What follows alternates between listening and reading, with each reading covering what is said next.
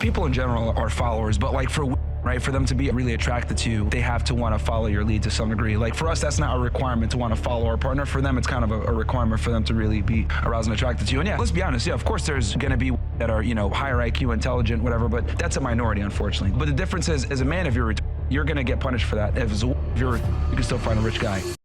All right, I tell you, this guy, I've known about him for years. Very popular podcaster. Got to visit him in Miami when I was out there doing his show, Patrick Ben David's, a few months ago. Cool studio literally at the very top of this building in Miami. I thought I was in Star Wars Episode 3 or something in the capital city, man. That was amazing. I've been in a lot of skylines, but up there, all the pools below us and the bars, and you're on the very top of the building. That's pimp. Yeah, it's good, man. No complaints. Got like your own elevator go right to the top? Yeah. You get. They call that a panty dropper. Every now and then it works. Every now and then. You got a book here. Why deserve even less? Myron Gaines. Tell us about that. Yeah, so the first book was Why Women Deserve Less. Second book is Why Women Deserve Even Less. Book number 3 coming, Why Women Deserve Nothing, coming very soon. Now, what's the philosophy there? Your girlfriend's very beautiful. She's very happy.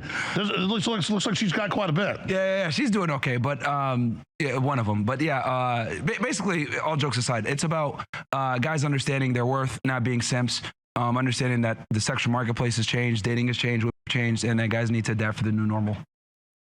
Yeah, like the stereotype we heard of men. Mm-hmm. But it's they don't seem to understand though that that long term it's not a good plan, and it makes them very unhappy once they figure that out. Yeah, it's been one of the biggest lies and biggest blunders we've had in modern day society. It's created so many other problems. Well, the CIA created it. Yeah. To destroy families. Yep. Now they're just married to the state. What's her name? Gloria Steinem. Gloria Steinem, exactly. Well, the last name says it all, but yeah. CIA. Yeah, CIA. Also, that's another conversation. But yeah, no, has literally been one of the I was wondering how fast we get into 2 minutes. I was going to ask you. To do it. It's a new record. You went 2 minutes without saying something about you didn't do this with some of the other guys bashing years ago. They'd come and say, Jones told me don't talk about it. A total lie. Oh, that's not true. And then Bongino You've always been open and said, hey, say whatever, talk whatever you want to talk about. And then Bongino says, I get on the line with him when he would come on as a guest and say, I want to lie to my listeners. Will you lie with me? What? That is the biggest. Well, yeah, he really pissed me off with that. Really? Oh, have you seen? He has crashed and burned. He has no viewers now. Yeah. Well, I mean, he posted. How about an Israel show? Yeah. I think he's probably. I think old Netanyahu's been giving him a little bit of ding dong. Taking him and Lindsey Graham getting. I think Netanyahu and Lindsey Graham double team Bongino. Yeah, Lindsey Graham is definitely 100%. He's on some weirdo stuff. It's like he's always constantly going to Israel and talking about how great it is and how we need to bomb Iran. Lindsey Graham's gay? I've never heard that before. By the way, it's a joke about Bongino. Yeah, we all know it's Trump that gets double teamed by Netanyahu and Lindsey Graham. Oh yeah, he had a lot of nice things to say about you on Truth Social. Yeah, look, my deal is... Twice. I love it. I'm fried. Yeah. Well, not as fried as you, pal. Yeah. Yeah, the midterm. I feel a little fried today. I didn't even drink anything yesterday, but I'm just so... Not beyond off. We're closing tonight. Yeah. We've survived so many times, people aren't taking it serious. When this ain't here tomorrow, I love when you survive, they go, oh, it must not be real just because you fought hard. Yeah. And then when I finally get shut down, people go, what? Yeah. But hey, man, I mean, like I said before, you guys are going to transition into something new, so they can't stop the message, man. They can't stop it. They could change the name, but message still. By the way, you brought me the book as a gift. I'm going to read it and give it to one of my girlfriends, but one of my ex-wives. No, but seriously, this I wanted to do a psychology test because he's all sold out, like I told viewers, in 2 days. That wasn't 2,000 of them. That wasn't a gimmick. Folks at Bigley have this World War II, machine gun dog tags, Liberty or Death. I wanted to see if Myron Gaines wanted that. I have another one here that's a Moan Labe. That's personally my favorite with the Spartans phalanx. So I was hoping he didn't want that because there's only one left. I wanted it, but I was going to give him whatever he wanted. And then I got this one that I designed that was the best seller. It's the Jerusalem Cross, which I know it scares you. It's like I'm a vampire. I'm joking. Then you've got a Christ is King. That actually scares you. I'm joking. Anyway, I know that Muslims revere Jesus. And then you've got, but you wanted the InfoWars. I said, you're really smart. You're going to want this because this is no more sales of any InfoWars stuff after tomorrow. So here you go, brother. Thank you so much. Wise choice. That is the most valuable knife. Now we got a powerful 6'10" Muslim with a knife. Look out. Actually, hold on. I think I got the hardcover version of the book here somewhere. All right, anyways. Oh, I get a nice one. Yeah, you get, let me.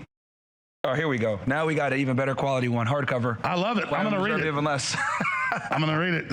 No, it is true. My dad wasn't like some pickup artist or. Thank you for the gift, Alex. You bet, Mr. Super Pimp, but we'd be on hunting trips and stuff, and he'd always say, sometimes I don't talk to your mother for a couple of days. You know why I do that? I go, no. He goes, well, you're going to learn when you treat one too good, they're not happy. Yeah. And it's just like a weird rule. And then you actually, with force, I'm always nice to women. When they get a little too out of control, just tell them shut up and mean it, and then they get so happy. Yeah. It's weird. Well, what is that? I hate to say it this way, but it's because they're stupid. And the reason why they're stupid is because basically they'll sit there and say, oh, I need you to be nice to me and be a gentleman, whatever, but they don't respond favorably to that, right? They respond favorably to the guy that, puts them as the second and third priority, the guy that gives them less, because, designed to want to be around guys that are better than them. So, what's a higher demonstration of value than to kind of treat them as, hey, you're not the priority here. So it's very hierarchical. Yeah. That's exactly what it is. Women respond favorably to status and hierarchy. Yeah, 100%. But I mean, men are like that too. Like all these Trump supporters that just want to be at Mar-a-Lago and wear a tuxedo.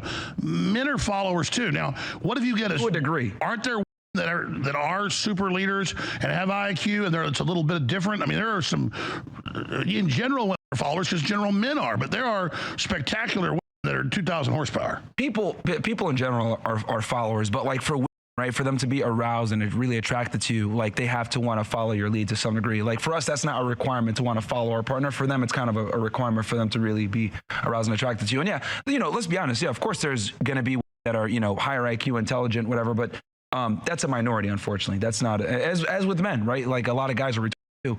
But the difference is, as a man, if you're retarded, you're gonna get punished for that. If you're retarded, you can still find a rich guy. You have the privilege of being retarded. You don't. Well, we are in a crisis because the West isn't having any kids.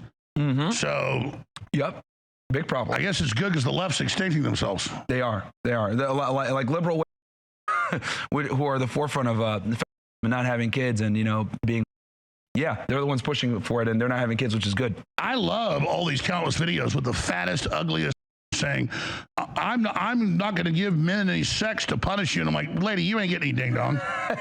And if you are, it's from like some ugly black dude or that probably doesn't want to take you serious anyway. And if you do have a kid with him, he's going to leave anyway. You know what they say, once you go black, you're a single mom. The best stuff you do that I'll give you, which no one does better. Charlie Kirk, I've been watching a lot of your stuff. No, I would say you're better than Charlie Kirk. You are the best. That. I'm not being mean. No, Charlie, in political stuff and speeches and overall, as an overall player, kind of like a basketball player that can do all the positions, he would be the OG, just having all the bases covered. But you at these town halls and university stuff, it's I can't turn it off. I'm like, I'm busy, but I'm watching this. When did you start? I've seen it like for a couple of years, but you're just knocking it out of the park. Yeah, I've been doing it for over a year now. I do it with Uncensored America. It's a lot of fun. Because I went to one of these ritzy schools myself. I went to Northeastern in Boston. So for me, when I'm on these college campuses talking to these people, I understand the academic vernacular and the BS and the pompous attitude that a lot of these college students carry. And I'm able to just kind of sift right through and be like, look, you're not as smart as you think you are. You're very stupid. And, and college nowadays, man, is an indoctrination camp. 10, 15 years ago when I was going to school, you actually had to not be an idiot to get in. But nowadays, since college has turned into a business, it's been inflated when it comes to tuition costs and everything else like that. Like when I went to Northeastern, it was like $36K a year. Now it's like $70, $80K. So it's become a business. And you're paying to be given a worthless degree. Exactly. Yeah. Well, yeah. And now even mainstream media admits that 90% of college degrees are worthless. How long does this bubble go? I don't know, because a lot of them aren't, a lot of people are starting to wake up that college is a scam.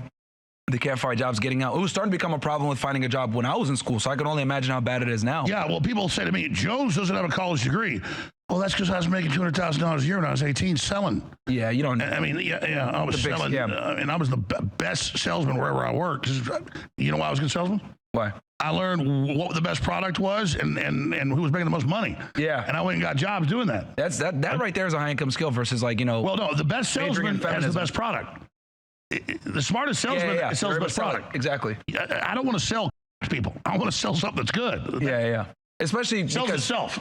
That, and also you don't want to, if you can't scam people anymore nowadays with sales. Like if you do, people are going to out you on the internet. You're going to get cooked. You're going to get bad reviews. And people won't buy your product. But see, I've always been instinctively, I didn't have to read a book. Later, I read books about it, and I was like, I already know all this. it's like a restaurant. You want to have great service, great atmosphere, super quality. Nobody ever gets food poisoning, and it's consistent. And now you got a line around the block. Why would I want to get you in once, give you food poisoning? Yeah, like, I want a relationship with you. Exactly. And the key is, like, you know, when it comes to like restaurants or whatever, they say you typically need the person to come, you know, 2 to 3 times for them to become a lifetime customer, and that's how you make your money is with retention. I remember when I worked at McDonald's as a teenager back in the day. One thing I noticed about them is they'd come in every day and they'd order the same thing every day, and that was something that was like really red pill. Consistency. Exactly. That's what I always do when I go to Dan's Hamburgers. Double bacon cheeseburger, onion rings, and a non-sweet iced tea. Yeah. And they get to, I don't do it a lot now because I don't want to be fat, but I used to go there like almost every day. They always knew what they go, the regular? Yeah. Retention is the game when it comes to restaurants. And, you know, I thank God I had that job because it really like humbled me and taught me like how the world works. Like it really red pilled me on like human nature. People want consistency. Exactly. They want reliability. Yep. Reliability, consistency. And I saw that working at McDonald's, like, oh, these people order the same thing every single day. Well, I think instinctively at a genetic level, it's just all mammals realize a guy they can push around is going to be pushed around by everybody else. Precisely. And they won't, and this is why they're so, you know, they respond so favorably to security. And they look for what I call like survival value. We look for replication value. She hot. They look for survival values. It's going to be able to protect. Yeah, we immediately look, are those, us, why do we love the butt more? I'm sure you're a butt man, right? But, no, well, they both go together. But both are good. I love a baked potato with the steak, but you got to, the steak's still a steak. The point is you're looking to see if those are childbearing hips. Yeah, exactly. Precisely. The brain's like, doesn't have an ass, can't have kids. Yeah, with breasts, you know, we look for things like when it like replication value, and then for them, can you feed the baby and you can get the baby out? Okay, you look good. We're going. Exactly. That shows genetics like that. You're scanning literally like. That's what we're looking for. And speaking of which, when it comes to like women, it's crazy how these college campuses are dominated by women. By the way, when I go, it's like 60-70%. Well, that was like Mao's Cultural Revolution was run by women. Yeah. We'll talk about that. Yeah, we can. But women, you know. I do think that, you know, when you're in leadership roles for society, you leads to a lot of problems, but that's another comment. Well, I'm flattered. I said, what are you here for? I said, you're a comic too, or you do shows. You said, well, I'm here for me. So how long are you here? I'll be here until probably tomorrow or the day after, depending on what's going on. If you stay over tomorrow, you'll be our first guest in the studio. It's just a backup while they're building a bigger one. I'll hang out. It's nice. But we're going until 9 tonight, so let me find a hole in the schedule. We're going to get food and stuff. We still got a lot of time, but I want to have you come back. Sure. Because we won't be on all the radio stations, and you can really let loose. You can cuss too, but you got to delay it. But because I was flattered you're here. I've been asking her to get you for like a month. Yeah. I thought it'd be remote. She goes, no, he's here. Yeah. Right before you came in, I was like, what? Yeah, I can't miss the last episode of Infowars, man. I'm here, man. Well, that's pimp.